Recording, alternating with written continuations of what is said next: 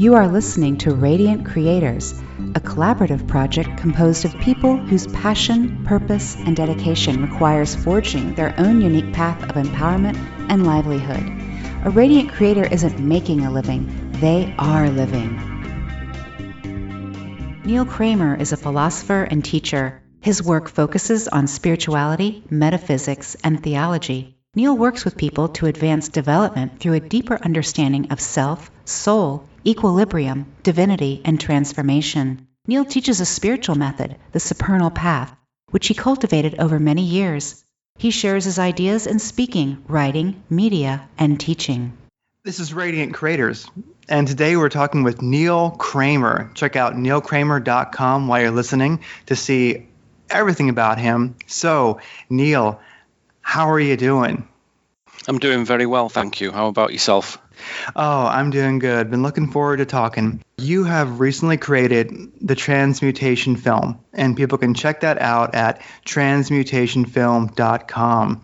Tell us about the process, and now that it's done, how has this creation taken on a life of its own? Well, a few years ago, Niles Heckman, the director of that film, and myself got together to discuss the project and thought, let's make a independent, beautiful, intelligent film about spiritual life, about mysticism, about esoteric matters, about personal transformation, about changing an ordinary thing into an extraordinary thing.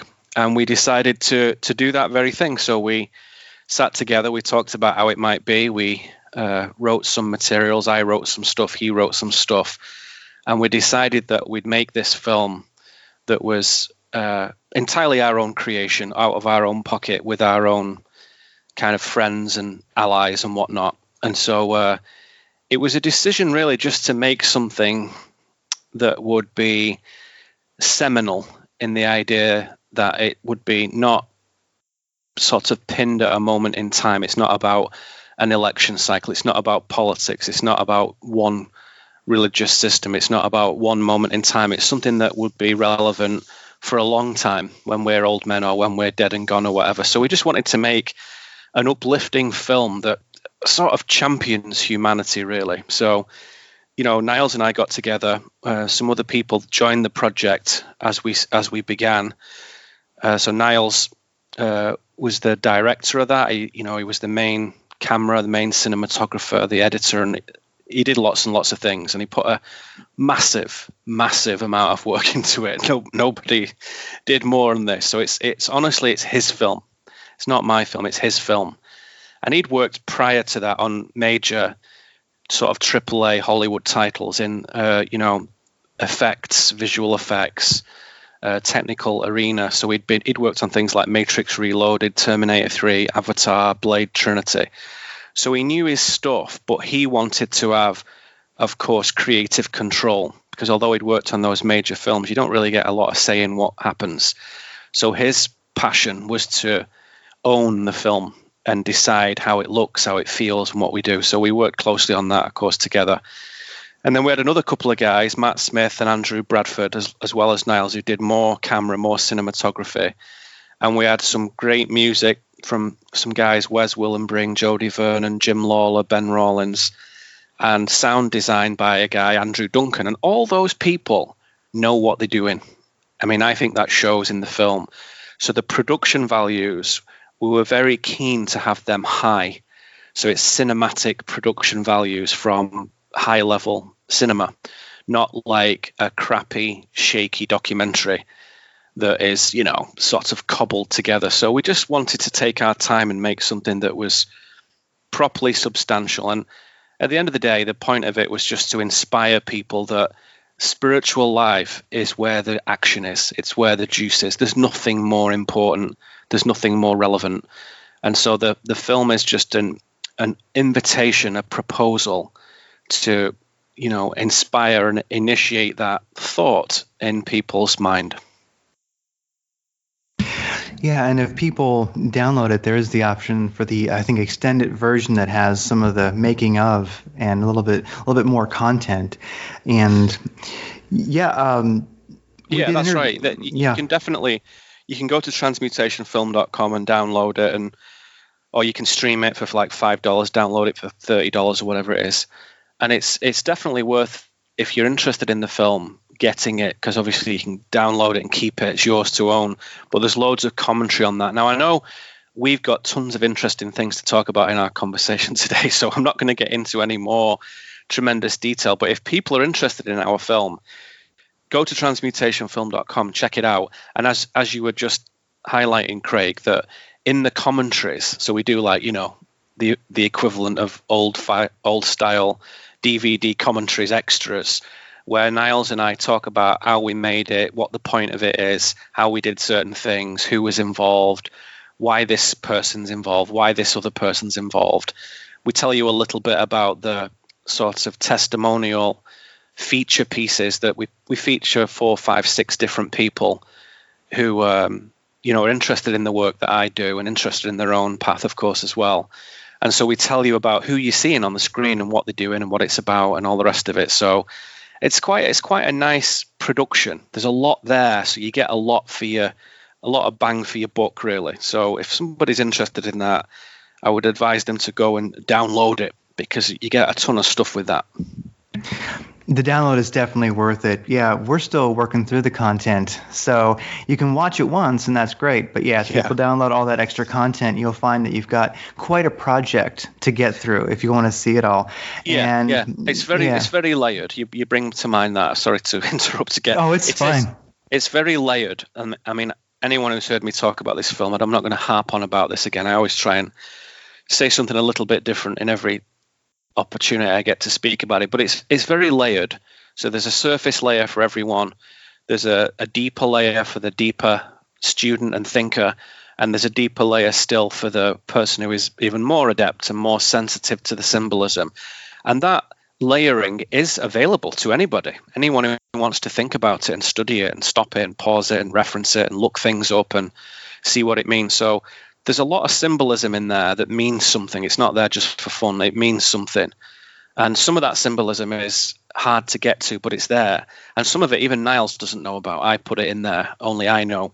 So it's quite exciting as a sort of investigative operation. If you're that way inclined, some people are not. You just watch it. That's a nice film and off you go. But if you're interested in getting into the substance, the body of it, then that's another sort of, as you say, another opportunity to go further into the material. Yes, and we actually talked to Niles Heckman on the show here, so people can find that interview. And he does have a great project, Shamans of the Global Village. And if a person watches the other work that Niles has done independently, it might even help them gain a little insight into the movie, because you sort of see his nature in the way he films. Yeah. And so, moving on. So, Romecasts. Now, if people go to neilkramer.com, they can see the tab for Romecasts. And you've got, I don't know how many hours of Romecasts on there, but it really feels to me like a real part of your teaching and sharing is put into the Romecast. Everyone I know who follows you, everyone who's there at the gatherings, which we'll talk about, Romecasts are really, it just seems like a real sessile of your work. Can you explain to us what Romecasts are and how they've evolved over time? Yeah, thank you. Yeah.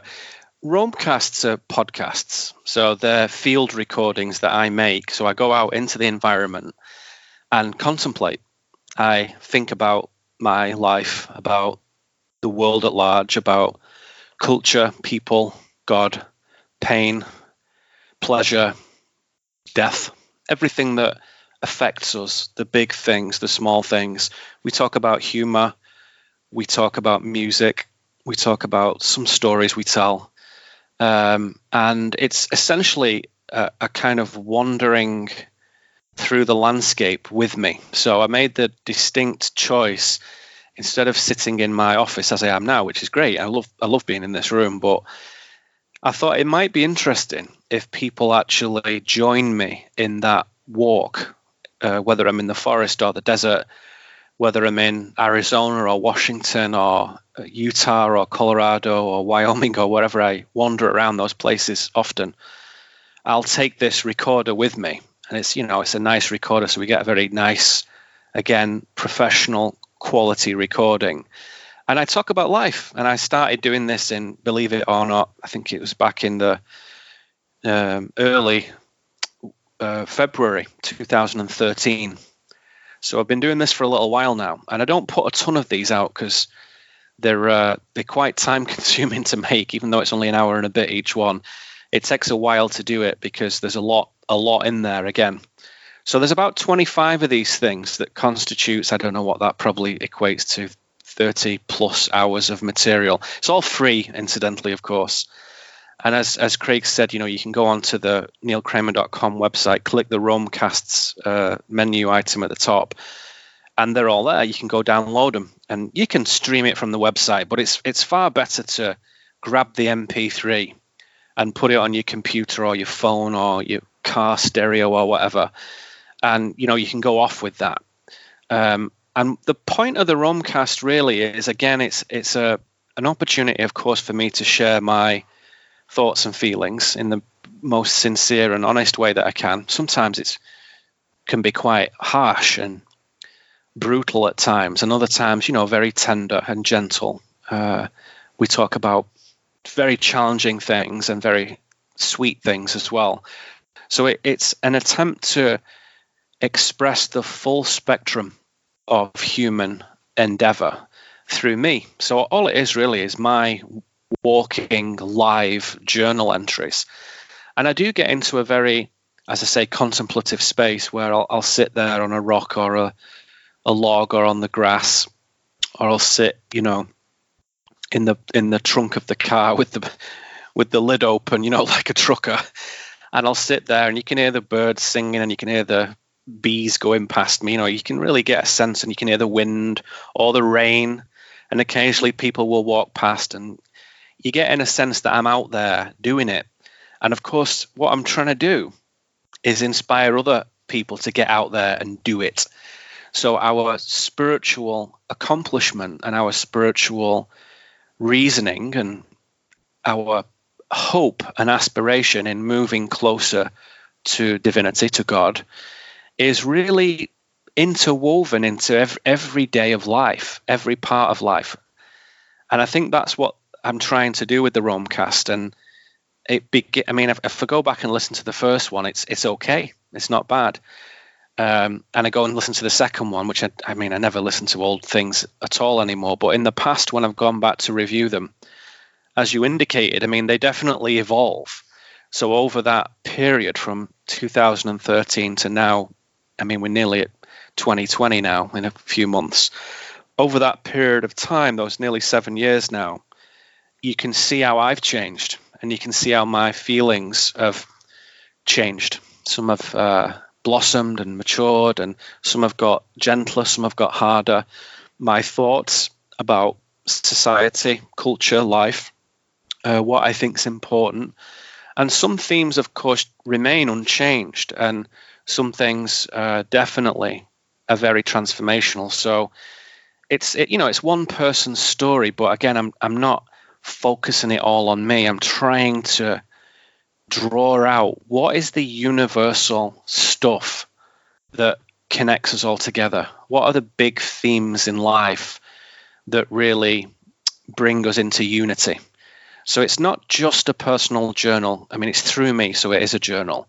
But what I'm trying to get to is the common ground, the foundation that we all stand on, which is ironic and paradoxical because I believe it's a supernatural one. So, a supernatural divine presence in this world is with us every day.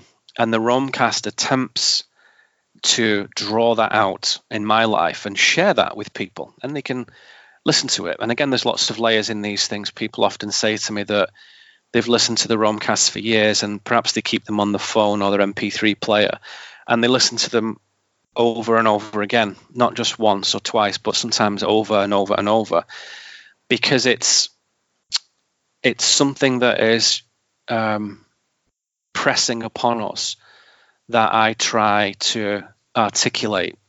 So a compliment, if I can just blow my own trumpet for a minute, is people say, you said something in Romecast 25 or Romecast 19 or something, And you just hit the nail on the head. You said something that I've been feeling for a very, very long time, and you put it into words. Thank you. And I'm like, well, my pleasure. I'm glad to help, glad to do it. I'm just doing what I'm doing. And if that means something to people, then that's great. So I put them out there as a joyful, artistic creation. And they don't have any enormous purpose other than just a chronicle of my perceptions and what I think is important in life.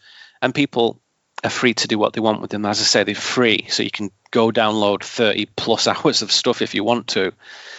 And there's very few subjects of substance that I don't talk about.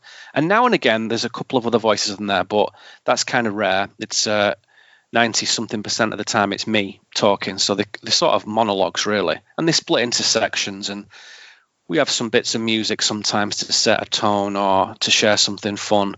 And there's laughter, really, in most episodes. There's something funny. So although we talk about very profound matters, and we talk about depression and grief and loss, and we talk about ecstasy and delight and elegance and celebration.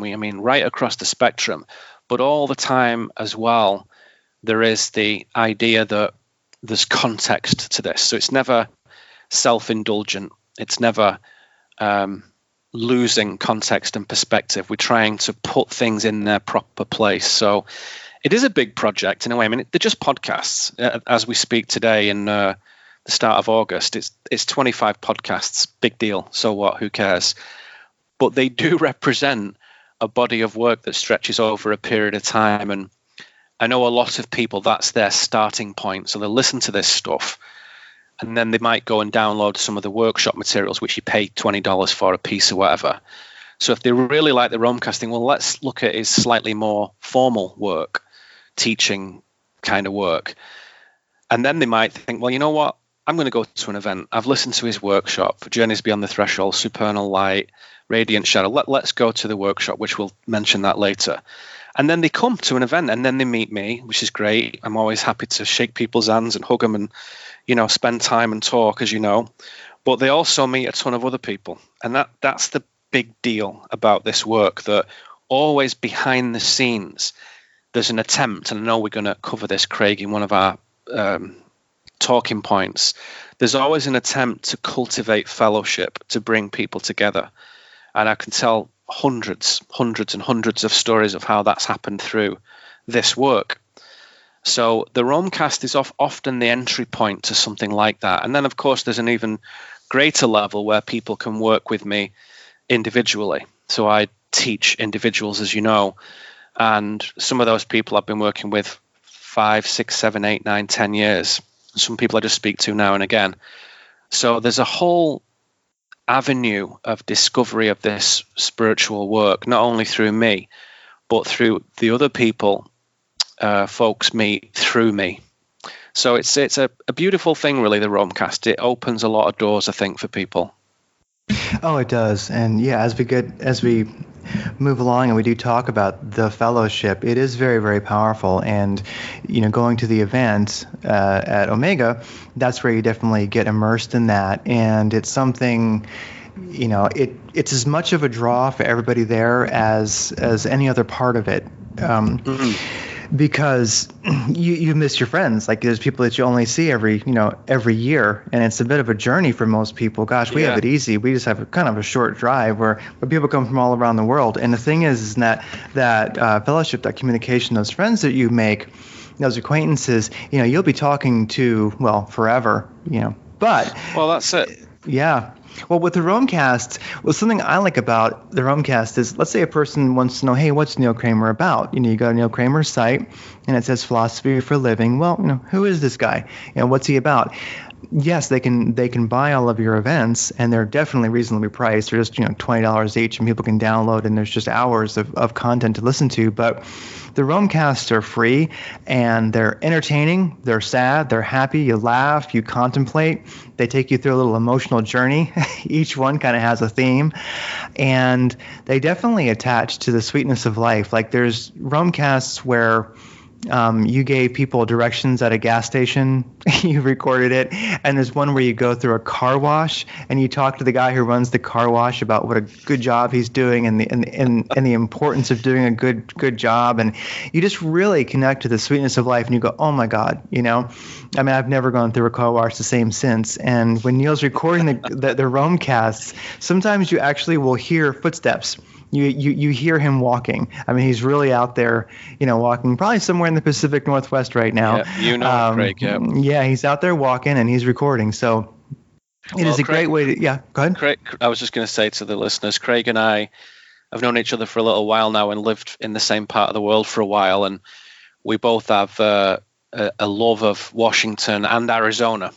So both of those two places are kind of close to our hearts. So you can probably picture, can't you, Craig, the sort of landscapes that I'm moving in, which is mainly forest and mountain and river and shoreline. But sometimes, as I've moved closer to your part of the world where you are now, to Arizona and New Mexico, those landscapes have opened up as well. And I've noticed that the landscape affects, of course, what I'm going to talk about and how I talk about it. So I can talk about one subject in the forest, I can talk about the same one in the desert, and I have a completely different feeling about it. So although it sounds a little bit corny if you say this wrong, the landscape is part of the conversation. It's part of the discourse because it's emotionally affecting me. And you can, of course, it's a podcast, it's an audio recording, so you can't see it, but you can hear it. You can hear the wind, you can hear the crickets sometimes if I'm in a warm place. Just last night I was making a recording actually for the next Romecast, and there was a great horned owl outside the house in a giant spruce tree, and it was just great. So I ran back in and I got my recorder and recorded it, and there's just this lovely, quite a rare sound, frankly. This sound you could live here for years and years and never hear it. But it was right in my acre of house of land last night, and it was on my property. And so I run out and got the recorder and captured its sound. And I'm going to share that. That's going to show up in the next Romecast, so people will think, that's another part of the texture of the landscape is in. And when I was in Colorado recently, in Denver and Boulder, again, I made some little recordings there, which document my journey to some extent. But again, it's just showing people that wherever you are, I mean, I've done these in the parking lot at IKEA in Portland, so they're not all glamorous sorts of pristine, natural wilderness locations. I've done, like you say, a car wash, IKEA parking lot. I've done one in a sort of disused military facility. I've done one, in somebody's garden shed when it was raining and stuff. So it's kind of real and not glamorized. It's as real as possible. And although I take time to make it professional and fade the sounds in properly and piece things together well and audio master it properly afterwards in the right software, the actual content is pretty legit. It's not faked. I'm not putting pretend bits in where really I'm sat in the office with the BBC radio sound effects of wind behind me. 90% of what you hear on there is like as it happened, literally. Whereas this every now and again something comes that's so good, like this owl hooting last night. I thought, okay, I'm going to have to get that, and I'll have that as an intro or as a segue piece or something. So that'll go in as an overdub later. But it's the texture of where I live. So even though it's out of time, as it were, out of sequence with what people might hear, it's part of this landscape. So that's definitely one of the joys of these Romecasts. And honestly, somebody said to me the other day, you do different things, Neil. You speak, you give teachings, classes, you teach with individuals, you coach, you make recordings, you've made a film, you've written a book, all these different things. Great, whatever. What's the most enjoyable thing that you do? I said, well, two things: working with individuals and making Romecasts. And if I got to choose just that, I'd be very happy. Now, I enjoy all the other things as well. Bringing people together in a group, like I'm going to do in 6 weeks' time from here, is amazing. It's a privilege to allow that to happen and to be in some way involved with that. But just on a selfish level, just on a personal, creative and artistic edification level, I very much enjoy making the Romecasts. And I think that if I just made one of those a month and that's all I did and got paid, for that happily somehow, that would be great. I would do that. But I know that that's not God's plan for anybody. It's just to squirrel themselves away and indulgently make something. What he wants is, and we'll come to this in other points that we're going to talk about, I think, what he wants is us to get out there. And if I didn't work with people in the quite busy way that I do, I mean, I'd say 70% of my year is spent with people, either online or in person, both. If I wasn't doing that, then my practice wouldn't be very genuine. It would be largely theoretical. So I would be a theorizer, a commentator. But because I have a practice, a living practice, where I work with real, smart, amazing men and women nearly every day, all of those reflections and thoughts are really derived as a tapestry from that work.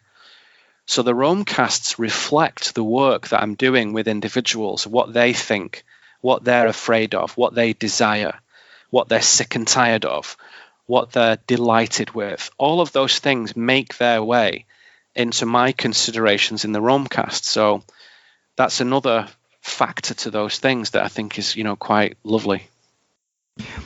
And if people wanted to work with you individually, which, full disclosure, I have, of course, the Romecasts are a great way to understand what you're going to get into. And if there was a key word I'd use for the Romecast, it might be personable. They're well done, of course, but they're not perfect. It's real life. Yeah. And when you were in the military base, the abandoned one, which I think I know where you were, you could actually hear you were crunching on things as you were walking along, and I think you came across a Ouija board. It's just they're wonderful. So if a person would like to listen to, if nothing else for them, a real audio adventure, they are truly an adventure to go on, Neil, with. And it takes about an hour, and then you're home, and you're good to go. Thank you, Craig. That's very kind. Yeah. I mean, I honestly would invite people to listen. Some people you might listen to, rubbish, not interested, fine. That's okay. I honestly don't mind, because everyone has their own taste. But I think the Romecasts are the things that people, as you say, use as a yardstick to get the measure of things. So, as you said, go to neilkramer.com. You'll see a menu at the top, about Neil, work with Neil, events, store, all that. And there's one thing that says Romecasts, like roaming around, ROAMCASTS. Click on that and you'll see them all there. And you can just go right now and just download the lots, all 25 of them, stick them on your device. As I say, you can stream them from the website, but it's kind of daft that, because it depends. You can lose your place, or something happens to your connection, you think, where was I? What? It's far better, in my humble opinion, to actually download the MP3, which you can do easy peasy from the site, and put it on your computer, put it on your phone, put it on somewhere easy to listen to, and then at your leisure. And there's one lady who writes to me and she says, I love getting your Romecast, and I have a little ritual. And what she does is she downloads it, she puts it on her phone, she goes and makes a little tray of coffee or whatever with a couple of cookies, and she goes to bed. She turns all the lights out once she's finished the coffee, presumably, and she lies down with the headphones on and listens to it, and really sort of gets into it, and I'm like, that's so cool, thank you, or whatever. But it's a fun thing once you've got the recording. I listen to things from people from time to time, although I don't have much time to do that, to be honest. But when I do, most of mine is either driving in the car, so I put it on a USB stick and stick it in the car, or in bed. And if it's on a player with Wi-Fi, I'll just turn all that off, just put it in airplane mode and use it just as a player. So it's a lovely thing. It's a lovely thing to have the audio. You don't have to look at anything. It's an adventure for the mind and the imagination, and you can picture where I am. And even if your picture, of course, is different, it doesn't matter. So it really engages the imagination, the audio stuff. And as a kid, I always used to listen to these audio field recordings on the radio back in England, and thought, one day I'd like to make something like that. So that's why I'm passionate about these things. Again, not to blow my own trumpet about how the content is, but about how the approach is. It's a field recording out there somewhere in the world, and you get a sense that you're with the dude on the journey. So please go and have a listen to it, and I hope the listeners who haven't heard of such a thing enjoy it.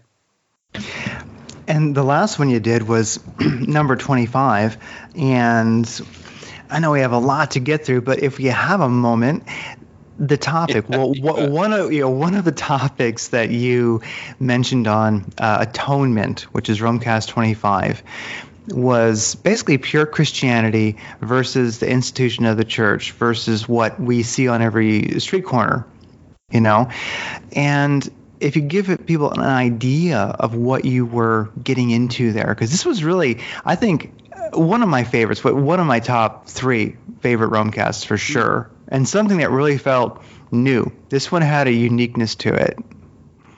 Yeah, well, this Romecast, this recording, was essentially me explaining to people who've known about me for years, some of them 10, 15, some 20 years, and what I do and the kind of esoteric spiritual path that I advocate. This Romecast was essentially showing people how Christianity lies at the center of that. Now, that's a difficult thing to say in this modern age because of how Christianity has been portrayed for a very, very, very long time now. So one of the things I tried to do in that Romecast is say, if you like me and my work and you believe in what I'm doing and feel any truth in it, any sincerity or substance in it, then I'm going to say to you that you've got to do 2 things.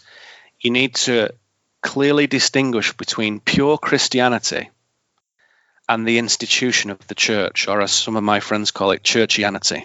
They're 2 different. We had a power outage. The power went out for just a second, but that was enough to, screw everything up. Yeah, that was the coronal openings in the sun with some solar wind coming our way. That's what we led to believe anyhow. I was going to say that to you actually at the start of the show. There is some solar event going on at the moment, which might just make for a good show. Maybe it's inspiring, some evolutionary leaps going on here. Romecast 25 was really amazing. I think it had a unique energy to it. I really enjoyed it. There's something special about it. It's the latest one, and you got into pure Christianity versus the institution of a church.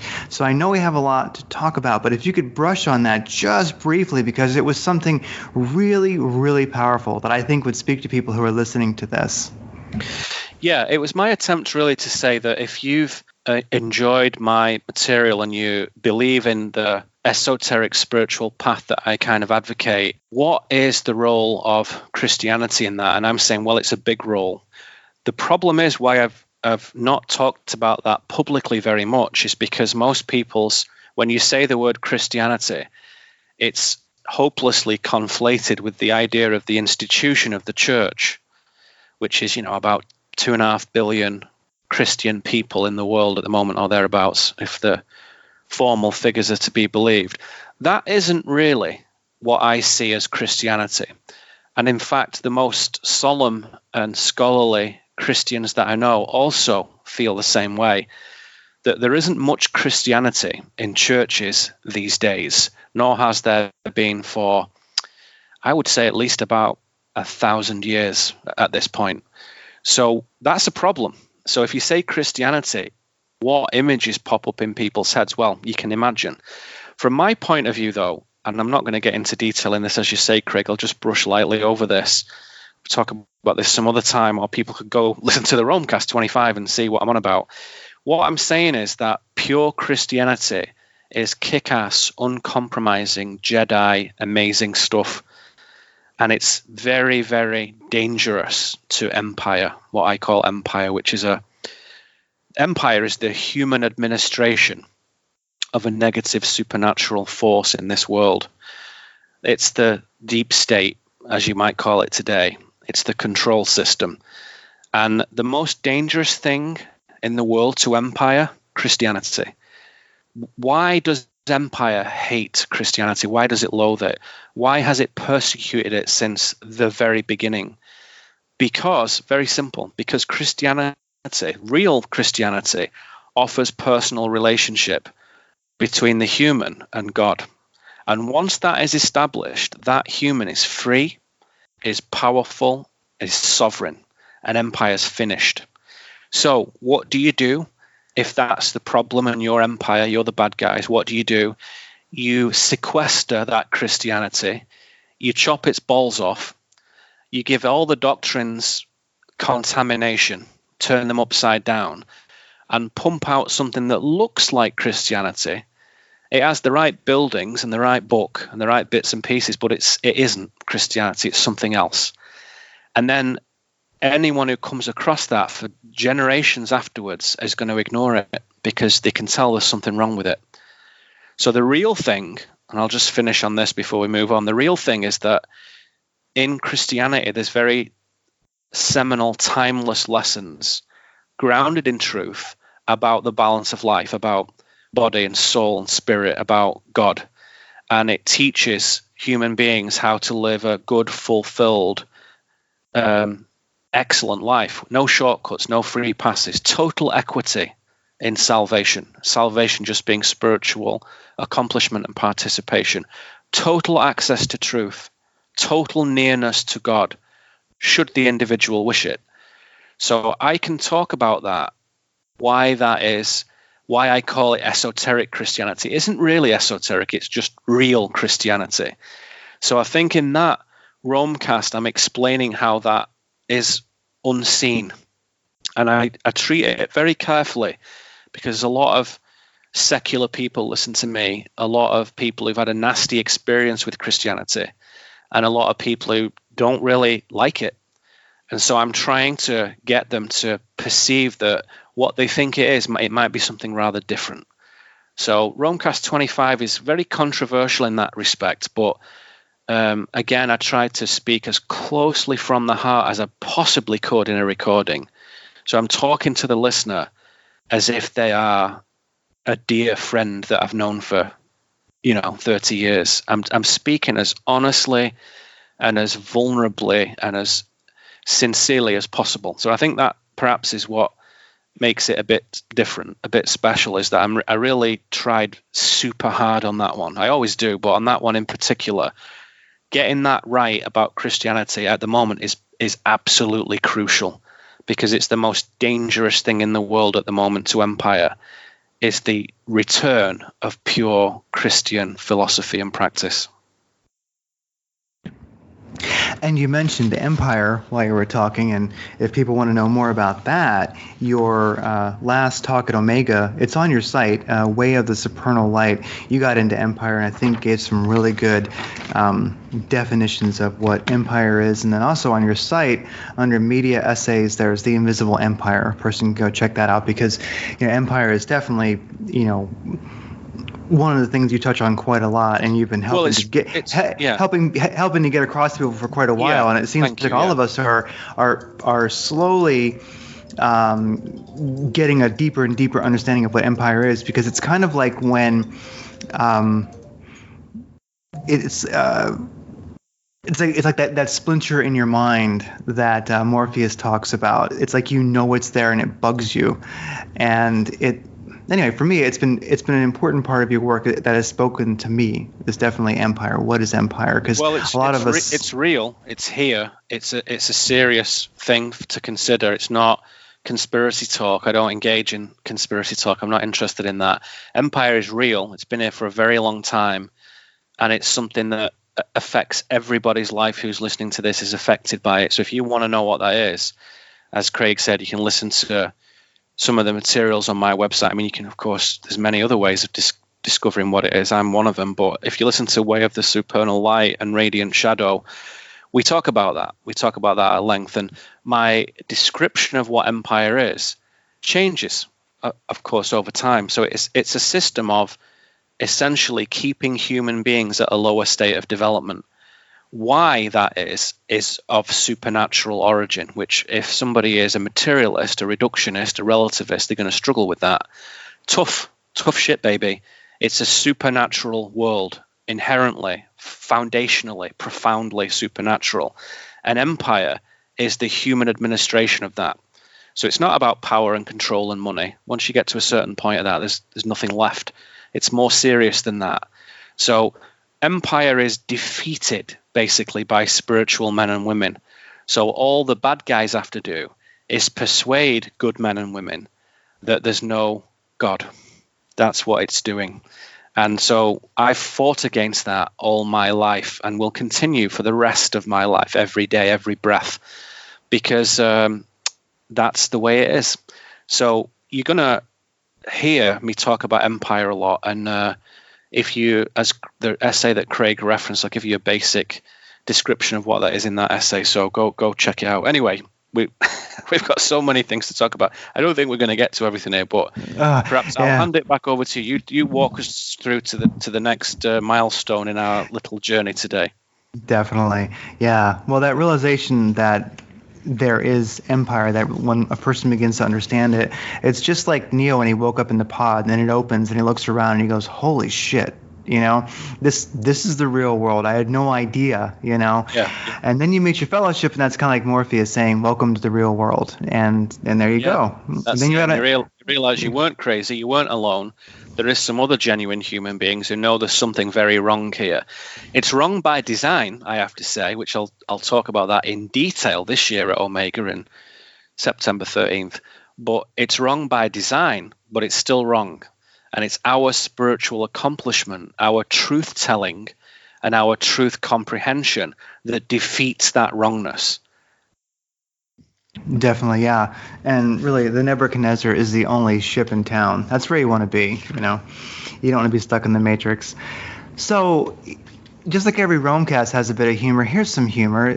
The power of walking in nature. Now, I know for me, I would say that maybe my number one, spiritual work and the most healing thing, I don't like that word healing, but the most sweet, a place where I experience the sweetness of life and literally my body is healed, is walking in nature. I mean, that just to me is, that's sanity, that's growth. I mean, there's probably nothing more powerful I do than walk in nature. Even if I'm here, even if I'm here in Arizona walking on Mars, it's still nature. But there's something called the Earthing documentary. And it's cool, but right now it appears that humans actually need a documentary. And this thing's getting rather popular. We have to watch a documentary about the importance of walking in nature. It seems like it should be natural. Well, it's for all the people who've lived without nature, who've forgotten, or, people who are born in the recent times who just live in cities and they don't realize that big thing out there that's not the city is actually important. Now, in my work, nature is essential. And in fact, if somebody comes to spend time with me here, as people often do, one thing that's guaranteed is, number one, we'll talk about some interesting and fascinating and relevant matters in life. But number two is we will be in some beautiful places, whether that's the coastline, the forest, whether it's woodland, whether it's the meadows, whether it's a cafe in a harbor somewhere. One thing we're blessed with over here on the Olympic Peninsula in Washington State, nowhere near Seattle, we're way away from that. We're blessed with quite majestic landscapes and some of the most unspoiled parts of America, really. Some of this Olympic forest up here was the last bits of America to be mapped, I understand. And it has the most Bigfoot sightings of anywhere in America. So whatever you think about that, it just means it's wild. I mean, you can walk from here to Alaska, really, if you tried hard enough. And you could stay under tree cover the whole way. So it's a very beautiful location. And nature's very important. I mean, nature, from a spiritual perspective, nature shows divine plan. Nature shows divinity's design. And you can say that in a couple of ways. On the one hand, you could say, certainly it's great beauty, it's extraordinary graciousness and elegance, its form, its ecology, its amazing principles of, photosynthesis and reproduction, seasonal cycles. The actual form itself is quite staggering, its timelessness. And then on the other hand, it's brutal, it's hostile, it's predatory, it's parasitic. It attacks each other. The animals attack each other and rip each other to pieces.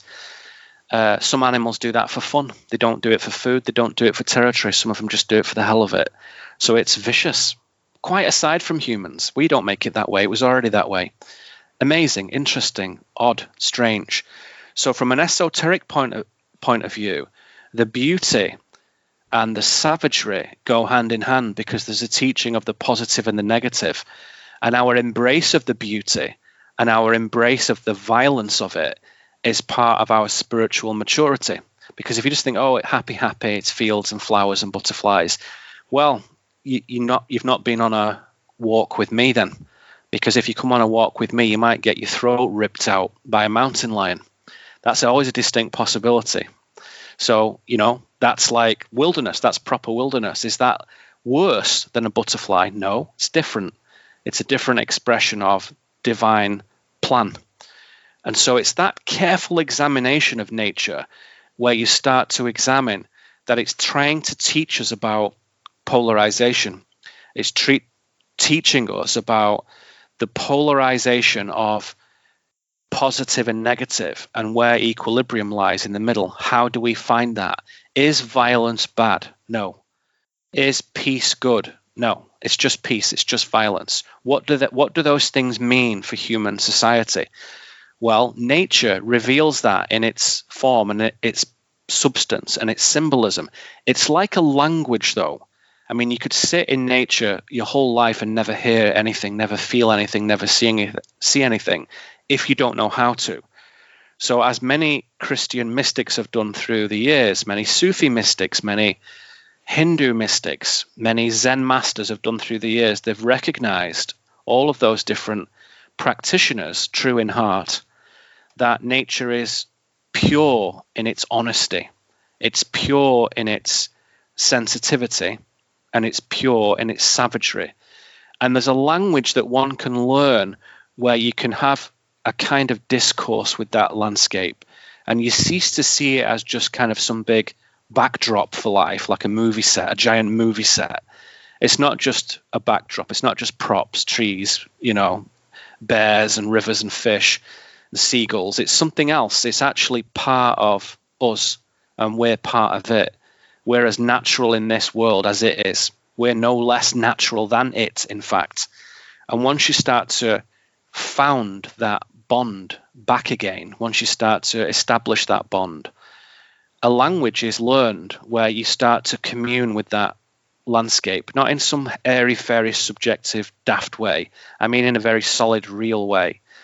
And that language can be learned. And I spend time with people and we talk about how that is, how the elements communicate, how the animals and plants communicate, how we're part of that communication. And so to move through the landscape, again, on the surface level is healthy. It's good for the soul, period. To move into the landscape, not through it, into the landscape, is another matter. That is a spiritual operation. That is a metaphysical act, maneuver. And it's quite esoteric, because in a materialist life, one would not know how to do that. You can meet a survivalist, you can meet a Navy SEAL, you can meet somebody who, fell runs through the woodland of Wales for the SAS, and they don't know anything about that. Nothing, even though they've spent 10 times more time in it than I have. They don't know anything. So it is innately a mystical understanding of how to learn the language of nature, how to commune with it. What can we teach it? And certainly, of course, what can it teach us? An abundance of things. So being in nature is part of my spiritual development, and it's part of my classroom when I spend time with people and we discuss reality. Nature is intrinsic to that understanding. So not only is it good for us on the surface, but deep, deep down, it's a very important part of the spiritual life plan for a human being. Yeah, Aldo Leopold, who wrote Sand County Almanac, he made this amazing statement in the book. It's that the audacity we have to call land, that is forest, undeveloped, and to see the only value when we look at a map, the only value, good, yeah. like the only value we see when we look at a map is we see these cities. and these open spaces between them. Real I go, estate. Oh, yeah, undeveloped. It's like, no, I would prefer to call that a live land, because what is paved, Right. somewhat dead. Well, it's one of the Asleep. beautiful things about this. Yeah, asleep. It's never truly dead, but it looks like that when it's so deeply asleep. One of the best things about being in America, I mean, I'm very happy and proud, and I've never loved a country ever until I came here. I love this country. I love its land. I love its people. I love its freedoms, as you know full well, Craig. But a lot of people who know me realize that. I'm a big First Amendment advocate, big Second Amendment advocate, big style. But one of the things I love is the land, because in England, there really isn't any wild land left. There's tiny pockets of it, a bit here, a bit there, but you can't get lost in it. It's not big enough. It's tiny. And it's all been given over the centuries to agriculture. So it's like pastoral farmland, whatever. It's nice. It's sweet, sure. But there's no wilderness. There's no bloody wilderness left. You're not going to see any giant spaces to get lost in. There's nothing like that. It's gone, and it's gone in many places. But here, thank goodness, the Americans and the founders of this place have preserved it. And whether it's the Native American, whether it's the newcomers, the Europeans, the Africans, the Asians, doesn't matter. Everybody gets it. Everyone understands. And so preserving giant wilderness spaces, as I say, mainly we're talking about forest and desert, but also estuaries, also shorelines, also mountain landscapes, to protect them from erosion and this and that. So the designation of enormous national parks, like when I was in England, I thought, I'd watch a show on National Geographic or the Nature Channel about America and say, this national park, and I think, a park? That doesn't sound very exciting, a park. Because in England, a park is like about 5 acres with a few trees and, a deer. That's it. The national park here, where I live, I mean, people get lost and die in it every year because it's so big. And bears roam it, and mountain lions roam it, and northerly a little bit. There's wolves back there as well. And some people have lived in that forest and never been seen again. So you can disappear into these giant landscapes. And I was very excited the first time I went to Arizona because I was south there down in Tucson, and I went further south still into the Sonoran Desert, and it was just amazing. I mean, you're familiar with that landscape much more than I am, Craig, but what an extraordinary landscape it is out there. The whole place is just amazing. It's totally unique, and it's preserved not bad. It's pretty good. People understand that that's important space. So I think that the preservation of the landscape has a direct impact on the spiritual consciousness of the people who live in that place. And if you turn it all into a parking lot, into real estate, like they have done in the British Isles, sadly, you've really not only damaged the soil and the flora and fauna, you've actually damaged the psyche of the poor bastards who live there. And which is completely by design, completely intentional, and a disgrace. Now, will that be overcome in time? Yes, that will be corrected in time, but not within any of our lifetimes. It will be outside of that. That's a whole other discussion. But getting into wilderness is a very essential part of spiritual development. Without that, something is missing. Absolutely. And when it comes to our big national parks that we have in this country and the preservation of that land, I mean, a great figure to look at is Teddy Roosevelt. I mean, he was a naturalist as a child, and of course, he was a president. And I think the national parks really were his idea. And I believe his quote when it came to the reasons for preserving that land is he said, "This is ours." Then people said, well, then why can't I destroy it? Why can't I do whatever I want to it? And his response was something like, it's about the greatest good for the greatest number, because we have to think about those in the womb of time who are unborn. This land means means more to them than us, for we are less significant than those that will come later. So he had this grand vision. So I mean, the national parks, those national parks themselves were founded on an amazing poetic vision. So something magical about it. Definitely. Yeah. So as we keep cruising, In your teachings, I guess the first step when one begins to, I'll call it wake up, is they become the initiate.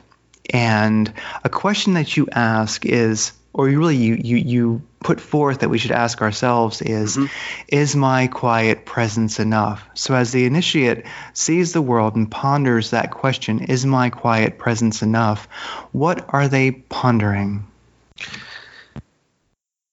When somebody is in company with another human being, you'll notice that somebody who isn't centered, somebody who isn't confident in their own being and presence, will attempt to fill the space with words. Now, it's a little bit different when we're doing what we're doing, because that's the whole point of what we're doing. We could sit here in silence and people could enjoy our presence on an audio recording, but I'm not sure how much fun that'd be. So it's very different, of course, when you're coming together to talk. But sometimes you see that people don't believe that their silence, their silent presence, is sufficient in the world, period, alone or with others. And that if you're just sat on the grass quietly, not doing anything, you're not drawing, you're not listening to anything, you're not reading, you're not writing, you're not on your phone, you're not playing Tetris, you're not doing anything. You just sat there doing nothing. Is that valid? Is that something? And the answer is it is, but it's a contemplative exercise which has almost no place in the world today, in ordinary life. I got it. To the spiritual understanding that contemplation is this sacred act of being still and silent in the presence of God, in the presence of this being. And it's an action of knowing, of real, knowing that something important is happening all around us. And if you wanted to make that sounds a bit nebulous, let me clarify what I mean by that. Contemplation in the mind makes space for divinity to present itself. And it does that by interfering with or interrupting the normal motion of self and its constant attempt to feed itself, either in service to desire or fear. Contemplation is another way of using mind to say, I'm not cogitating here, I'm not ruminating, I'm not commentating on what passes my eyes and ears. I am here in openness and receptivity. And I might dwell on an idea, a feeling. I might do, and I might not. But that contemplative component, again, is critical in spiritual life. And so when I pose that kind of, slightly provocative question, is my quiet presence enough? ? That is saying to somebody, do you value your capacity to contemplate resting in the presence of God? Or don't you? Is that just a nice idea that you don't really feel at all? So it's to say that in your quiet presence, whether people pass you by and ignore you, or whether they throw themselves at your feet, whether they know who you are, whether they don't know who you are, it's irrelevant. Your quiet presence is the center of your existence. And the more comfortable you become in that, the more you will magnetize goodness to you in people, in experiences, in home, in work, in relationships.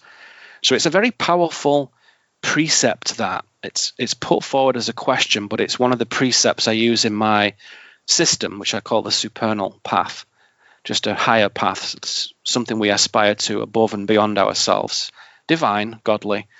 Is my quiet presence enough? Points to that journey. It leads somebody and invites them along that path. That does define it quite well. So in our world right now, we do appear to be polarizing in many different ways. We have, trenches dug, and there's the no man's land in between that nobody dares to walk across. And I've noticed from people all over the world that I talk to that they noticed an angst and a seriousness and an intensity to people. So this polarization and this angst and this intensity, I'd ask, well, do you notice this? And what do you think is going on? Yes, I do notice it. for sure. And it is increasing, that polarization. Most people would say at the present time, August 2019, at the time of this recording, it's mainly a political thing, because the daydream of decent world politics, I emphasize that daydream, that we've had all our lives has been proven to be absolute garbage. So anything that you think has been real, especially in the last 50 years of politics, has been absolute garbage. And I would say from the beginning, it's absolute garbage.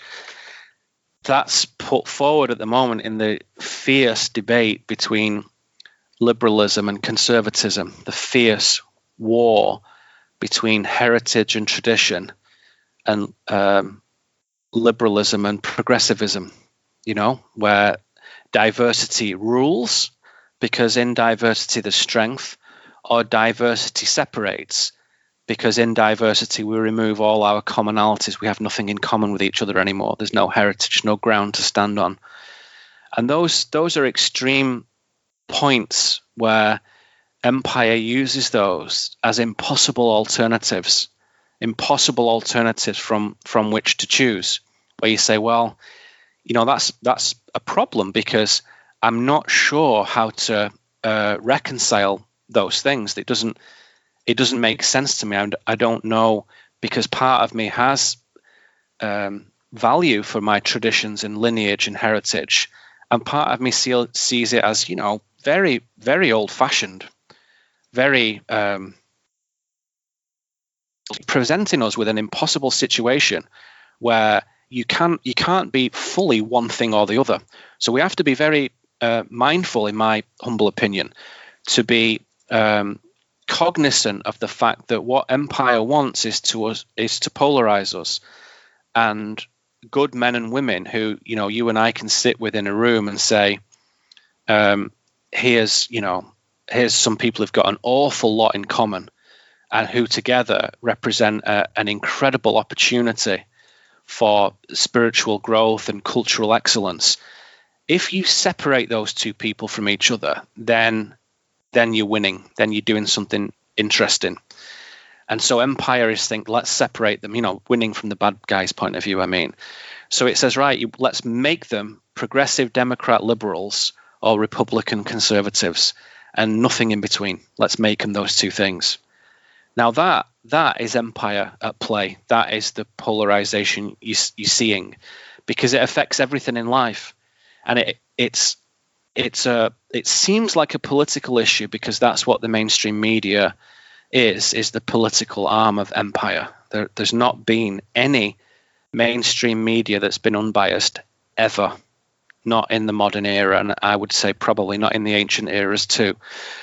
So the mainstream media, CNN, BBC, Washington Post, New York Times, The Guardian, The Telegraph, all the major newspapers and websites and TV stations, they are arms of empire. That's the political media propagation tactic of empire. So you can't switch on a television and see clear, lucid, objective, unprejudiced reports about world events. That's not possible. I've never, ever, ever seen anything remotely like that in my life, ever. And today, certainly not. There are some journalists who do good work here and there, left and right, definitely. There are some websites here and there that curate better content, sure. But you have to want this situation and say, what's happening? What is this about? And it points really, this increasing polarization, to the very heart of what this is all about.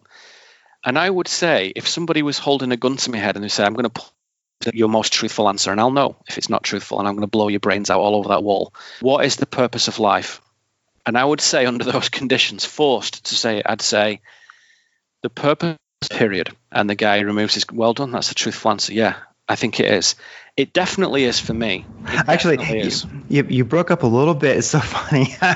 You broke up a little bit when you were just saying, what is your truthful answer? So please repeat that. Okay. So the truthful answer is the point of life, the purpose of life, is to be able to discriminate between good and evil, right and wrong, truth and falsehood. Did that come through clear this time? That's certainly the idea of the Okay. cosmic. Yeah. So that's what this is for. So what does polarization mean? I'll tell you what I think it means. It means that the big guy upstairs has said, right, guys, you know what? I'm going to draw this all to a conclusion fairly soon. I'm not going to tell you exactly when. Nobody knows that. But I'm going to draw this whole thing, this Earth classroom, to a conclusion shortly. And I'm going to make it really easy for you. I'm going to make it dead simple. And I'm going to present you with obvious good and evil right in front of your face. Obvious.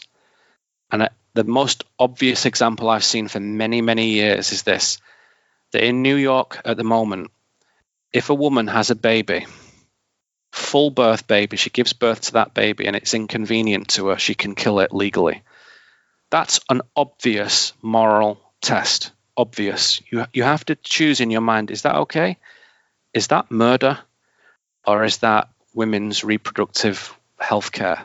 You decide what that is. It's up to you to decide. I don't give a toss what anyone thinks about that. I know the answer to that for me. Is it okay to bring in people from all over the world who hate America and intend nothing except to drain its resources for their own selfish needs with absolutely zero intention of contributing and only mockery for its heritage? Is that okay? Is that all right? I know the answer to that. I know the answer to that question.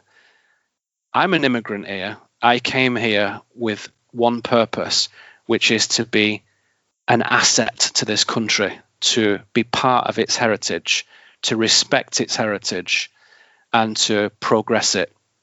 And in my way, in the way that I think is best, not in anyone else's way, in my way. But the opportunity here is extraordinary for any human being, amazing. I came the right way, cost me a lot of money, took me a lot of time. I had the same problems as everyone else did. It wasn't easy to come here. It took a long time. But now I'm here, I realize that I have an obligation as a decent gentleman to contribute. I have no formal education. I have no formal qualifications. My resume is a joke. So it's not like, oh, it's easy for you because of this, this, and this. No, it isn't. No, it isn't. I haven't got anything. I had to do it all by my own wit and endeavor. I had nothing to bring here as such, nothing other than what's in my head and heart. But if I apply that, then I can do something. So again, the polarization at the moment is a very unpopular view, what I've just said. It shouldn't be on merit. It should be we're all human beings. Everyone can go anywhere and do anything they want. That's baloney. So the polarization is the creator's way of saying, guys, I'm going to make this as easy as possible for you. I'm going to present you every single day with good and evil, big things and little things. I'm going to present you every day with the choice of right and wrong right in front of your eyes. And you don't have to tell anyone about it if you don't want, if you feel embarrassed about it. But honestly, it's kind of nice if you do speak the truth. Sometimes it takes a bit of diplomacy and tact, frankly, to do that. But you don't have to compromise. You can speak the truth. It just takes a little thought and consideration. And I'm going to make it obvious about what is true in the world and what is false. I'm going to make it obvious. And even though the giant apparent consensus will be against you, in your heart, all you have to do is know. Now, if you're me, I don't give a shit if the consensus is against me. It often is. And I'll always speak my truth. Even if my head is cut off in doing so, I'll still do it. I don't care. But for a lot of people, when they feel that the consensus, the majority opinion, is against their feelings about a certain matter being true or false, right or wrong, they'll be quiet about it. Well, that's their choice. I don't think they need to be quiet. But what counts more than anything is that in their own heart, they can know what's right and wrong. That's what counts. That's what matters above all else. And even today, across Europe in particular, they're trying to teach young people through empire, high schools and colleges, which is nearly all of them, that there's no such thing as right and wrong.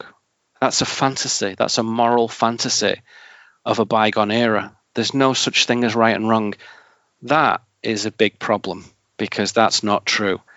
So in my understanding of polarization, it's to persuade people that they have to choose. It's the creator's loving way of saying, guys, I don't want to lose any of you people. But if you are going to have a chance, I'm going to make it easy for you. I'm going to make it dead easy. And then if you don't choose, if you just go along with the herd, then you will be deleted from existence by your own stupidity. Not necessary. All you have to do is be bold, to think, and to be right-hearted, to be good-hearted. That's all. That's all you've got to do. You don't have to be vociferous. You don't have to get on a soapbox with a bullhorn and shout it across the courtyard. That's not necessary. Some people do that if they want. But what you must do in your own private existence is choose good and evil, right and wrong, true and false. You must do that. So that increasing polarity, yes, it's happening. It has a purpose, and it will not continue forever.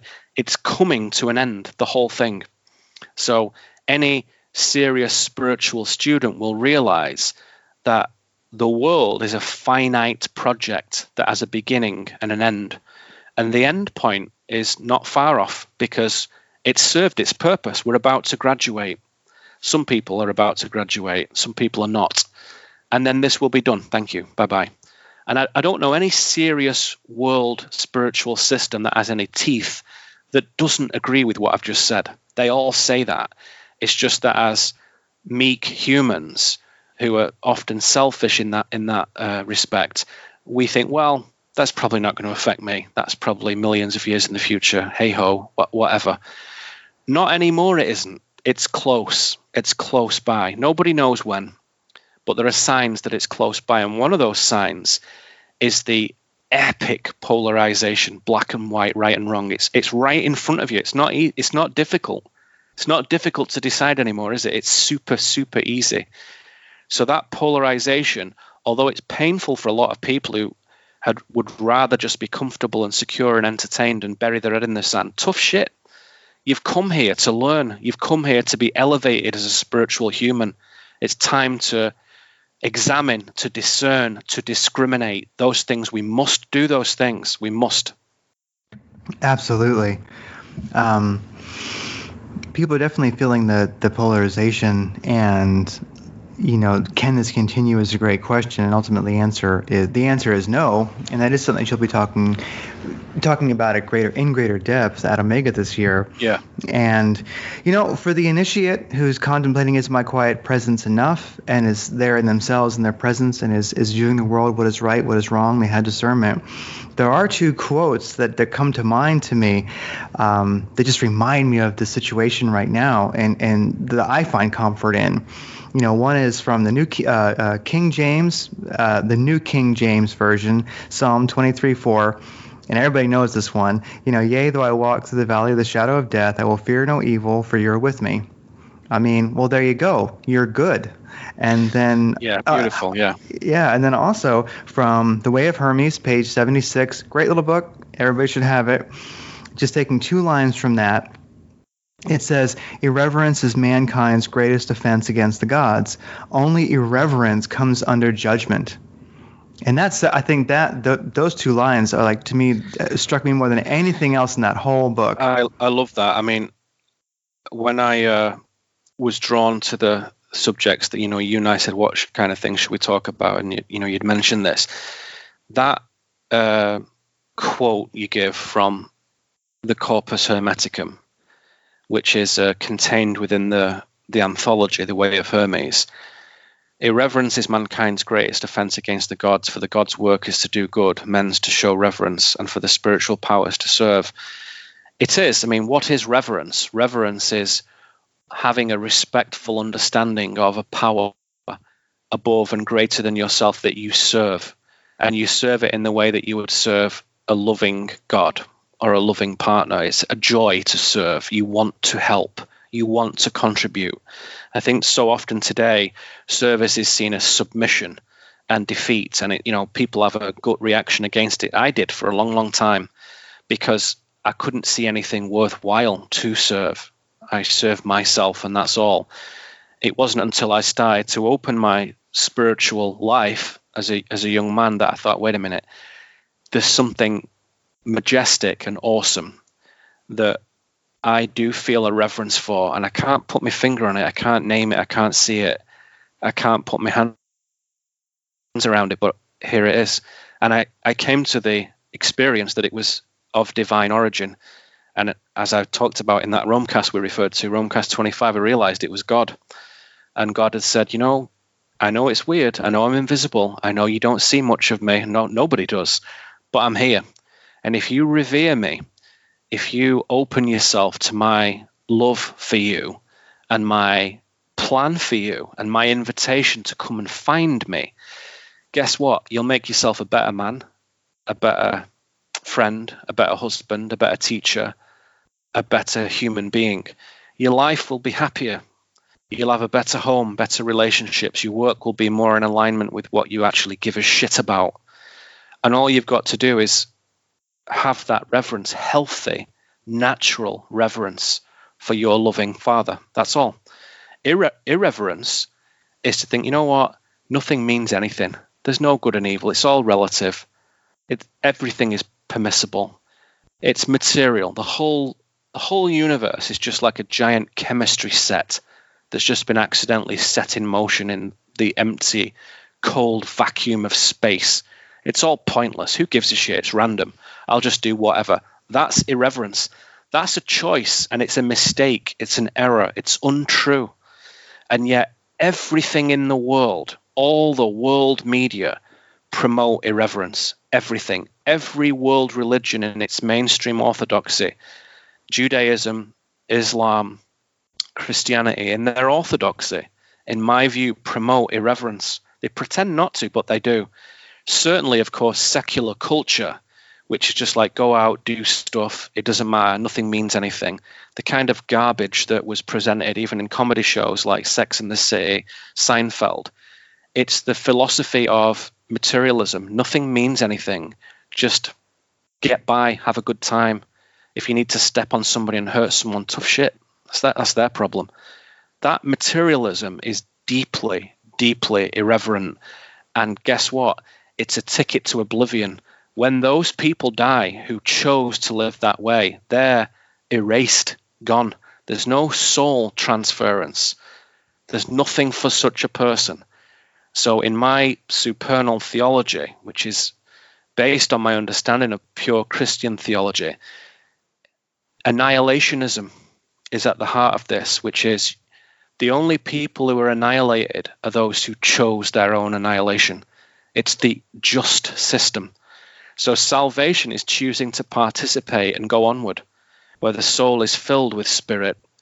One is transferred into glory, light, and one goes onward to another world that is far, far easier and more delightful and better than this. Polarization ceased.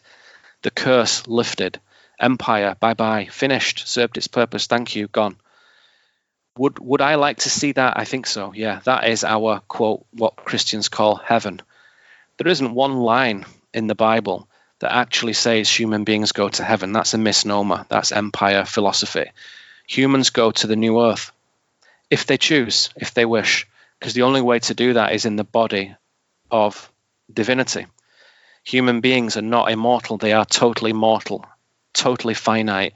The only immortality is in God. In him we live and move and have our being. Acts 17:28. That's it. That's a piece of esoteric wisdom, and it's absolutely bang on. So the beauty of this, Craig, the equity of this, is that if you're annihilated, you chose your annihilation. If you're saved, you chose to be saved. It's not about membership. It's not about bloody baptism. It's not about anything like that. It's about a choice of spiritual salvation in your own heart, your own mind. And you never have to hear a lick of gospel. You never have to sit with a preacher. You never have to open that book if you don't want. You can still do it. It's etched into the very firmament above us, all of it. And I'll talk about how that is for real in detail in September, of course. Perfect. Looking forward to it. Well, as we get towards the end here, there's two more topics to talk about. Well, actually, yeah, two more. One is The Secret Destiny of America by Manly P. Hall. Yes. Now, this is an amazing book. And, it totally is. Definitely one of the questions I was going to ask along the lines of Secret Destiny of America is, is America a special land made for is America a special land made for specific human evolution? Now, but before that, I know what found my answer to that's going to be, don't you? it's going to be, yeah, That's right. So the answer is yes, it is. But I'm going to answer that with, I found the Teddy Roosevelt quote. And so when it comes to our wide open spaces and Americans being able to roam, to do roam casts in our wonderful national forest, like what made roam casts possible. This is a very short quote from Teddy Roosevelt, and this was his actually underlying reason. He's like, this is why we are doing it. This is why we will protect these lands. He said, the greatest good for the greatest number applies to the number within the womb of time, compared to which those now alive form but an insignificant fraction. Our duty to the whole, including the unborn generations, bids us restrain an unprincipled present-day minority from wasting the heritage of these unborn generations. And that's the foundation of our national parks. So, yeah, that's beautiful. Thank you for taking the minute to get that. That's great. And you're right. If it wasn't for that, there'd be nowhere for me to go and do a romcast. What am I going to sit in the back garden every day? I mean, I could do. There's nothing wrong with that. But to roam is part of spiritual life. It's the part of the pilgrim's life. And we are, believe me, all of us, everyone listening to this show, whether you like it or not, you are a pilgrim. You are. You're here for a short time on a spiritual journey that has an end. And when that pilgrimage has ended, depending on how you went about it and how you conducted yourself and your wisdom and integrity, naturally, it's not about secret knowledge, it's about your natural day-to-day choices. You go onward in that light. And so with The Secret Destiny of America by Manly P. Hall. So this book's got a lot of meaning, a lot of depth, and I wanted to touch on what is your general feelings on it, because I know you got a lot from it and you often recommend it. And how is this book speaking to us right now today? Yeah, well, it's a super book. It really is I would say an important book. And if anyone's not come across that, you should go and check it out. I think it was written in the 40s, 44, 45 or something. So Manly P. Hall was a great esotericist, somebody who, operates in a similar line of work to I do, that he knows about world religions. He's widely traveled. He has an esoteric understanding of symbolism beyond the ordinary. Why? Because that's what he did. He focused on that exclusively. So that's his expertise, and there's some overlaps with my expertise. So I've always got a very lot of time for this guy. I have a great admiration for Manly P. Hall. He was a great scholar and to some degree a practitioner too, in that he lived his philosophy. It wasn't just a theory in his head. He also recorded hundreds and hundreds and hundreds of hours of talks, hundreds. And so whenever I think, oh boy, I've done a lot of recording, more than enough, I think about him and think, no, get back to it. There's more to do. This guy seriously did a lot. He also wrote a ton of stuff, and he was a figurehead really for a movement of spiritual renewal in America. He was. This particular book, I mean, I'm not going to get into tremendous detail about this because there's so many spoilers that I honestly don't want to spoil it for people who've not read this. So it's a bit like talking about a film. You can give a trailer, but you don't want to screw it up for people who enjoy going along the journey. The book really is about, as you indicate, Craig, it's about, is America special? And the answer is yes, it is. And there is some supernatural purpose for America in the demise of wickedness and slavery of mankind. Now, I don't mean wickedness and slavery in the colonial sense. I mean it in a supernatural sense. So America basically serves as a land that empire could never quite control. And although the swamp is deep in DC, although it's being seriously compromised at the moment in a very excellent way, and some of the people in the administration at the moment, although they seem extremely unlikely and very divisive, are doing an extremely difficult secret job of eliminating the bad guys all over the world, not just in America. This is about all over the world. I'll talk about that in September in detail as well for those who don't know that. But I assure you of that. I've studied empire all my life, and the last 2 or 3 years have been pivotal in the demise of empire, with these unlikely figures in the current US administration. Say no more. You know what I'm talking about. Something very important and good is happening.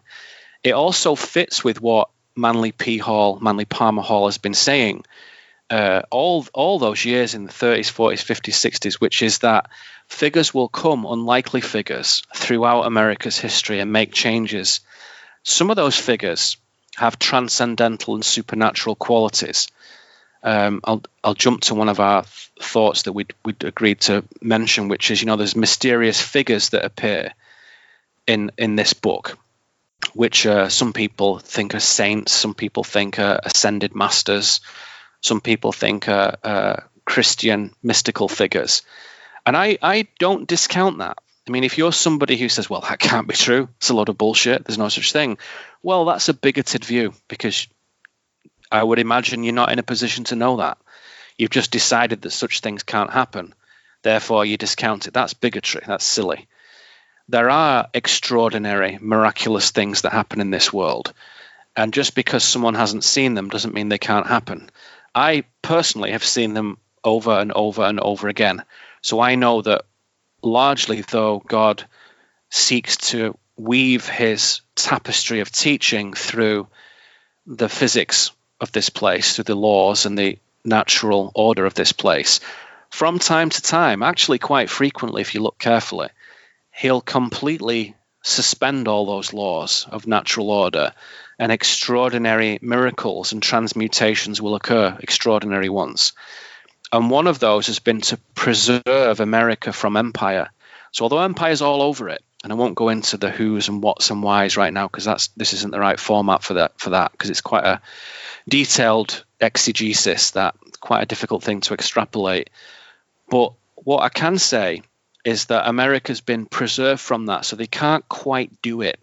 So to some extent, although many materialists and secular folks think that the Constitution and the idea of we the people is a remnant of something that's dead, that's not true. The actual governance of America by Americans for American prosperity, whoever they are, wherever they're from, as long as they believe in that process and acknowledge that there's something exceptional about this, that's a reality. That is actually happening. Every single other country I've ever visited, and I've visited more than most people, that's not true. They've always been under the dominion of an aristocracy. And although there's things that appear like that here, it's never truly been like that in the last 250 years. It's not quite been that way. Everyone has always invaded everyone. So people came here, Europeans invaded, Asians invaded, Central Americans invaded in times gone by, and you look at land bridges and you realize that Chinese and Russians were here, millennia ago. As esoteric history, wouldn't expect people to accept that off the surface. But everyone's invading everyone all the time. But this land, again, I emphasize, the land is important. And it's the only land in the world where the human being in connection with God is free.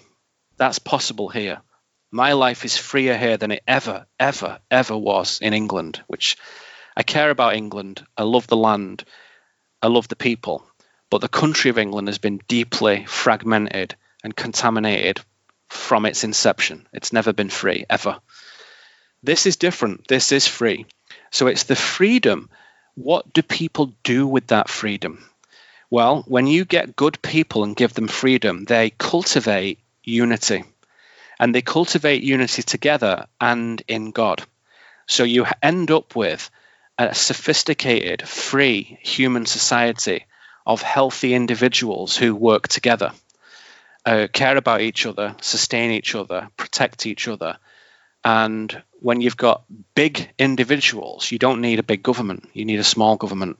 When you've got small individuals, when individualism is stamped out, you end up with an enormous governmental edifice that controls everything in life, like it does in everywhere in the world except here. Now, if you live in a place where the government doesn't seem to touch you that much. Like I visited Costa Rica in recent times, and you don't even see it. I could live there in the place where I was in the northwest in Nosara, and you'd never see anybody. You may never see a government official unless you had to fill out some paperwork or get a particular kind of license or something. You might think, well, there's nothing here, really. You can't do. Well, that's not true. If you look behind the surface, you're not free. Not at all free in a place like that. It appears that you are until you try and do something. It appears that you are. But your freedom of expression and your freedom to determine your own domain is severely restricted. In fact, it's non-existent. So that's an appearance that you have to familiarize yourself with. Now, in this process at the moment, America plays a very important role in the destiny of humankind, hence the secret destiny of America, because it serves as the platform from which empire is defeated. And the only way it can do that is to have a people arise from nothing. I mean, 300 years ago, there was nothing here, effectively. To have a people here, a culture that is unique in its clarity, unique in its sovereignty. Now, as I say, were the people here? Well, there were people everywhere at some point.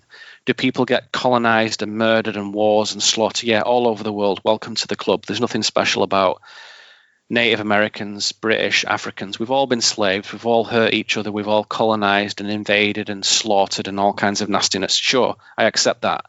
However, the culture that has arisen here in its inception was a culture that arose from Christian values of there's something more important than us. And that something more important than us wants us to arise in spiritual accomplishment. And the way we do that is only through being free. And in that freedom, we can extend that sovereignty into our communities, but also upwards. And I've never seen anywhere where that is true. I've seen imitations of it in different parts of the world. I've seen imitations of that in Rome. I've seen imitations of that in Israel. I've seen imitations of that in Northern Africa even. Totally different kind of society. I've seen imitations of that in England for certain, but it isn't real. Whereas here, there is the possibility that a human being can live how they wish. And if you don't like how Colorado does it, you can go and live in North Dakota. And if you don't like how Oregon does it, you can go and live in Texas, and so on and so forth. So Washington is not bad for me. It's pretty good. You have to keep your eye on it, as you know, Craig, but it's not bad. It's 50 million times better than what I used to live in Cheshire, in England, where I couldn't do anything. In fact, some of the things I say I could be arrested for in England without charge, detained without charge. You know how, peaceable and fair and just and spiritual I am in my heart and bones. It's not like I'm inciting hatred or revolution, nothing of the kind. I'm just speaking about the things that they don't want me to talk about. So there's something special in the culture. There's something special in the land. And I am going to cover this in some greater detail later on.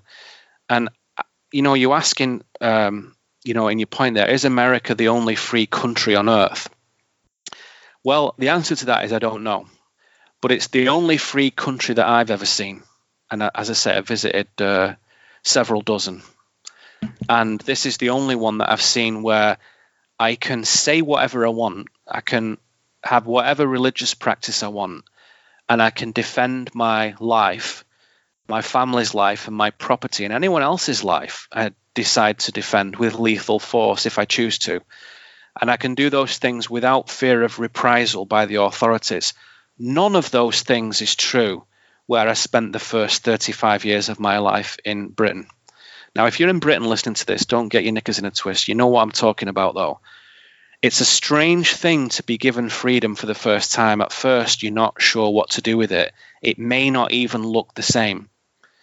So I see certainly, and again, I'm not going to go into specifics about Manly P. Hall's book, Secret Destiny of America. Just go get it. Just go and buy it on Amazon. It's totally, totally worth it. Get a little paperback book. It costs you, bloody $10, $15, whatever it is. And he goes through in like 3 or 4 segments, really, why this is special and who played a role in it, how the founding fathers were guided by a mysterious real person. And you can go and look in their notes. It's real. He's not making this stuff up. This is not him reading stuff into where it doesn't exist. This is him going into the archives, because Manly P. Hall was a great exegetical researcher, i.e., he was only interested in exegesis, taking the meaning from the text, not reading into it, taking it from the text, taking it from history, reading people's notes, documents, journals, diaries, entries, congressional hearing records, all kinds of stuff, and saying, there's a trace here that something has been protected and preserved. There's been men who've preserved it, secret societies, good ones, not evil ones, that have preserved it. And from time to time, supernatural forces that have preserved it. So there is something amazing here. So my patriotism is partially because America's just been a wonderful place, and I love its freedom and I love its constitution. It's very, very healthy. But it's partially as well, people who have a problem with that need to understand that there's a spiritual patriotism here, because I know that this is the crucible of change in the world. It's waking people up to the truth of empire, America. It's showing them what that looks like all across the world. Every empire now is under threat. The one empire, there's only really one, but it has many guises. They're all under threat. That would never, ever have happened were it not for the founding of America. That would never have happened. And were it not from its independence from Europe, that would never have happened. We would not be having this conversation. We would just be doing as we were told. So there's something incredibly independent about this place that is unique. And I think anyone who doesn't know that, you're honestly not paying attention. You mustn't be examining it carefully. And you could come with me on a journey to Europe, to Asia, to Africa. Come back and see if you still feel that way. Absolutely. And something you said really was great. I love it. Spiritual patriotism. There is a spiritual patriotism in this country, and I do think there's a resurgence of that when it comes to our when it comes to our Constitution, of course, which is really built around the Bill of Rights. To me, that's what the Constitution is. There's a great book called The 5,000-Year Leap, which makes a case for the Bill of Rights didn't just happen. It's been 5,000 years easily in the making, and it makes a case for that this is our best shot at freedom yet. And so the land seems very magical here in America. I do believe it's the only free country on earth that I have seen. I like that you say. Me too. I like that you say you don't know, because truly, I guess I don't know either. I mean, somebody might send you an email after this, Craig, or me, or leave a comment somewhere and say, "What about so and so? I went here." Well, sure, I've never seen it. I don't know. I don't think there is. I can't imagine there is. But I'd love to hear about it and see how it's freer. I'd love to know that. Yeah, because I'd probably head there if that was the case. I mean, yeah, I haven't seen it myself. And most of the times when people do make statements like that, they'll say, well, what about here or there? I look at it and go, well, your version of freedom is not my version of freedom. Do you know what I mean? But to wrap things up, the last 2 points were the importance of fellowship, which is something people can definitely find in September. And then also, hey, the workshop. We've been talking about it a lot. Let's just summarize things with the importance of fellowship, and let's pitch to people, hey, let's all meet in Omega this September. Tell us about the journey. Yeah. Sure. Well, let's talk about fellowship first, and as you say, that connects to our thoughts about gathering and assembling together. Fellowship is part of spiritual evolution. Now, what I mean when I say fellowship is the company of very strong, lucid, excellent, real men and women who feel deeply about the world, who think carefully about the world. They might be warm and funny, they might be friendly, all those things are sure, but they're serious people nonetheless. And that is fellowship. It's not just normal buddies, normal friends and family. Good luck to those. I love those people. Great. No, that's not what I'm talking about. Fellowship is the company essentially of other pilgrims. Let's put it like that. And of course, today a pilgrim looks rather different than it did in times gone by. But our friends through life reflect our development, our willpower, our maturity, do they not? So fellowship can also be considered as a fruit of spiritual evolution and contribution, i.e., this is the way I would say it, the more we give of ourselves to the world, the more fellowship seems to arise in our life. And the converse is true. The less we give of ourselves, the less real fellowship there is of our lives. So when we give much of ourselves, and what I mean by that is your thoughts and feelings, how you see the world, is very important. And people seriously underestimate that in themselves. So what you think and feel is important. So what Craig thinks and feels is super important. What I think is super important. When we come together, we can synthesize something new. The people who listen to this, their thoughts and feelings about this conversation, it synthesizes something new. It doesn't really matter that there's points of agreement and points of disagreement if we all see that what we're attempting here, what we're endeavoring to do, is to know divine reality. That's our work, to know divine reality, good and evil, right and wrong, true and false, to be able to prove to ourselves that we can determine those things. So in that endeavor, as you get more serious about that, you don't want to hang out with normal people who just talk about crap culture, crap TV, crap films, the latest political illusions. It becomes untenable, that. And whilst we still be civil and polite with those people, of course, and there's plenty of friends and family in my life who are still in that category, and it's okay, it's fine.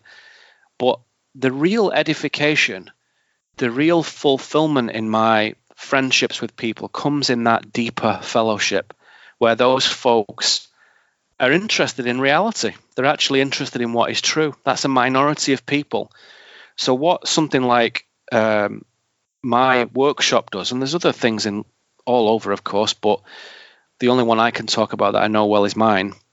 What that does is I will spend the weekend talking about all kinds of interesting stuff, many of the things we've talked about here in greater detail. And we gather together, and at the moment it's the Omega Institute that have been very gracious and cool in hosting this, and they call me one of their faculty. But what it is, it's a venue. It's just a venue, and it's like a kind of spiritual campus college. So it's a big place, 300 acres, there's 200 acres, I can't remember. It's big anyway. But little chalets and cottages and cafes and dining halls, and there's a small town nearby called Rhinebeck where you can stay in a hotel if you want, or you can stay on site on the campus at Omega. You can camp. Some people camp when the weather's nice. You can Airbnb, hotels, house shares, all sorts of stuff. And we come together for the weekend, and I give a series of talks on different things. And we break and we go off and talk and wander, and we wander around the lake, and we go and dine together. Some people go out for drinks at night, drinking some wine, smoking cigars, and talking and laughing and listening, witnessing with each other. You don't have to have your guard up in the usual way. You don't have to worry that anyone thinks you're a lunatic. It's very difficult to shock anyone at my events with a crazy idea. People are happy to hear unusual ideas. So it's a place where you can actually come, and although it takes a little bit of social confidence, which is funny because many people who listen to these things are essentially introverted. So am I.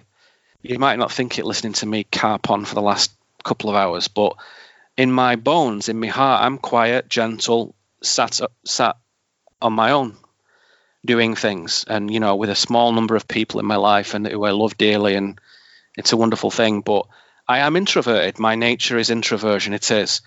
But the annual introvert convention that I facilitate, we can come together and appreciate our gentle inner nature and our spiritual considerations, but also laugh, be together, talk, share stories, share our venom and hatred and hilarity and comedy with each other in an excellent way, in an appropriate, good way. And I don't know of anything in my life where I've sat with more good people in one space. And your problem is really who to talk to, because you can't talk to everybody at length. You have to pick people and figure out what sort of people, are great and who you want to perhaps swap email address with and contact with. and the time kind of flies by. So it's a bit of a challenge to try and make those social connections, even though we're all sat together for a lot of the time. But it's possible. You can do it. So it's like in esoteric Christianity, the church is really derived from a term ecclesia, which means the summoned, the called, those who feel summoned for spiritual life, those who feel called out to do something good for the world, not for themselves, for the world in service. Those are the called out ones, ecclesia. So ecclesia is the assembly of those people. So in old-fashioned times, we would just simply call it the church, ecclesia, from the word like ecclesiastic. So ecclesia is just the gathering of those who feel summoned to higher purpose, not for their own prestige or status or laughter, but for their inner fulfillment and their desire for communion, to be part of something that actually matters, that actually has substance. So in my humble way, what I'm trying to do with the workshop is offer an opportunity for that to take place. So, ostensibly it's, come and hear Neil talk about all the things we've talked about today and a ton of other things. But the secret mission of it, honestly, is to bring people together, whether it's 10 people or 50 people or 100 people. It doesn't matter. The right number of people come together. It's always a decent number, as a matter of fact. So, yeah, I would invite people to come along. So it's September the 13th, 14th, and 15th in lovely upstate rural New York. So it's not downtown in the craziness of the city. It's in like quite a lovely rolling landscape hills kind of place. And Omega have done a super job. They've never given me any trouble. They've never said, don't say this or don't say that. I can say whatever the hell I like. Otherwise, I wouldn't do it. So they've hosted it very splendidly as far as I'm concerned, and offer good facilities and, a good way of doing it. So if you can, come along. I would love to see you there. It's worth it. It's going to cost you a few dollars. My ticket price is like $400, which is not bad, is it, for a weekend? But you've got to get your accommodation and your food and get there and back. So you're going to spend a few dollars, sure. Is it worth it? Well, I would do it. I would go as a guest to meet people and study and learn and share. I would do it. It's totally worth it. It's good investment, in my humble opinion. I've also done it for years and years and years prior as a guest to other people's things. So I've always invested in that, in knowing that it brings substance and fulfillment into my life. So if you can get the resources and time together, it's totally worth it. Come along. So go to neilkramer.com, click on the events section. You'll see it on the front page, on the front banner. I think there's a picture there with some Christian superstar mystics with magic glowing orbs. So there's all kinds of fun pictures and iconography that we'll pick apart and decode and say, who were these guys? What was the wizardry at play here? So we'll talk about so many cool things, it's not even funny. It'll be so good. So I'd invite people to come along and share their presence with us and be part of, honestly, quite a memorable weekend. It's always uniquely good. And I know a ton of people who are going already. I know a lot of those people, and the fact that even they're coming together is great. But you, who've never been, it would be good to see you there. It would be good to share in your stories, your ideas, your thoughts and feelings. Bring them in your being. Definitely. I like it. It's where all the introverts can strengthen those extrovert muscles they don't use very often. And because it's important, you got to, or else you might entropy too much and then never talk. It's true. It's true. Yeah. And this is where you can do it. Everybody's friendly. It's a unique experience where you realize everybody's as crazy as I am, at least here. And there is an amazing power to pilgrimage. And this is definitely one that I'd recommend also. So get there. Anyway, this is Radiant Creators, radiantcreators.com. We've been talking to Neil Kramer, neilkramer.com. This has been great. Thank you so much for taking the time. My pleasure, and keep making these shows. You're doing a great job. Thank you. You are listening to Radiant Creators, a collaborative project composed of people whose passion, purpose, and dedication requires forging their own unique path of empowerment and livelihood. A radiant creator isn't making a living, they are living.